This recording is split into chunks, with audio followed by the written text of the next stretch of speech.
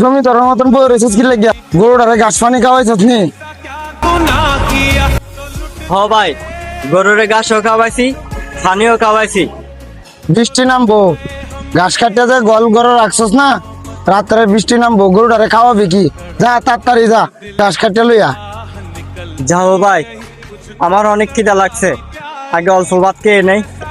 ভাত কি কোথাও যাইবো গা? ঘাস কাটতে আনিও তো ভাত খাইতে পারবি। অলরেডি ফিরি ফিরি বৃষ্টি পড়তেছে, চোখে দেওয়াস না? যাইতাম তো ভাই ঠিকই, শরীরটা কিন্তু কাঁপতেছে। এর লাগা বিলের থেকে ক্যাটটা নিয়ে আসতে পারবো না, হেললে দুইটা ভাত খাইতে চাইছিলাম। তাহলে এক কাজ কর, পাকঘরের মধ্যে ভাত রাখা আছে, লবণ দিয়ে তাড়াতাড়ি খায়া খেতে যা। তরকারি লাগে বই তাইস না। ঠিক আছে ভাই, যাচ্ছি আমি। निकलती रही मुझको सजा दी प्यार की ऐसा क्या गुनाह किया तो लुट गए। কি রে রাসেল, মন খারাপ করে বসে রয়েছস কি? আজকেও কি তোর ভাই বাদ দেয় না আজকে?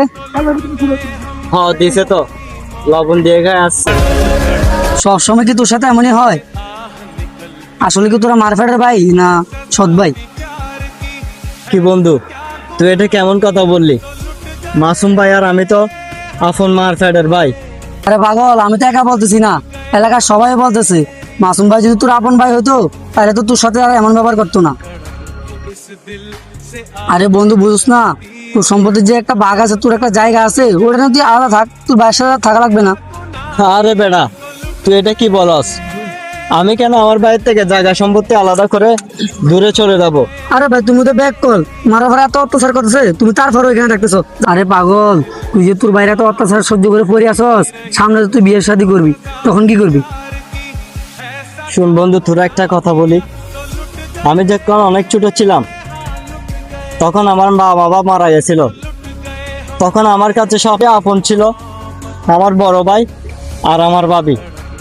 যে মেয়ে আমার বড় ভাইকে আর আমার বড় ভাবিকে সম্মান করতে পারবে না, সে নারীকে নিয়ে আমি কখনো সংসার করব না। কারণ আমার এই দুনিয়ার মধ্যে আমার বড় ভাই হচ্ছে আমার আপন। আরে মাসুম ভাই দাঁড়ান, আপনার সাথে আমার কিছু কথা আছে। বলো, কি বলবা বলো।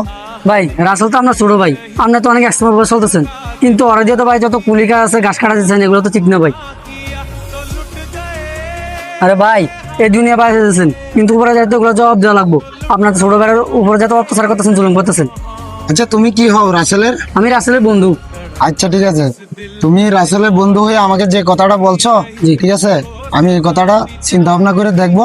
ঠিক আছে, রাসেলের কি করা যায়, সমস্যা নাই, এটা নিয়ে তোমাদের কোনো টেনশন করতে হবে না। ঠিক আছে, আমার ভাই তো, আমি এটা দেখবো। আচ্ছা ঠিক আছে ভাই, আমরা রাসেলের বিষয়টা দেখবেন, ঠিক আছে ইনশাল্লাহ। আচ্ছা ঠিক আছে। से आह निकलती কিরে রাসেল, এখানে মন খারাপ করে বসে আছস? ऐसा क्या गुनाह किया। না ভাই, আমি এখন গরুরে খাবার দিয়ে আইসা মাত্র একটুখানি বসছি ভাই, শরীরটা অনেক খারাপ লাগতেছে। আরে তুই আমার সাথে এইভাবে কান্দি কান্দি কথা বলতেছিস কেন? আমি না তোর ভাই?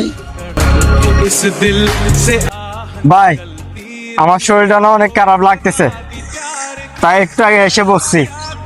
চল, তোরে এক্ষুনি ডাক্তারের বাড়াতে নিয়ে যাবো, তোর শরীরটা যখন বেশি খারাপ।